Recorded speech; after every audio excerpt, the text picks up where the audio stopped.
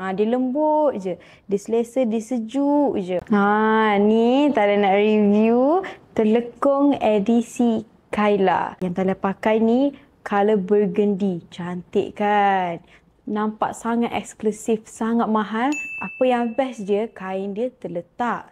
Kain dia terletak. Siapa yang suka nampak simple tapi elegan, nak nampak telekung macam telekung mahal, Kayla ni cantik. Ni Tala pakai color burgundy. Awak semua boleh tengok kain dia terletak tau. Tak nampak berat pun. Tak nampak macam tercekik pun, okey? Yang penting labuh. Boleh bawa pergi umrah, haji, semua boleh hadiah dekat cikgu. Bahagian kepala dia tak tercekik dan sesuai untuk semua bentuk muka, semua saiz badan, gitu. Okey, sebab dia cutting dia besar, payung dia besar dan labuh ya. Okey. Ni telekung Kayla.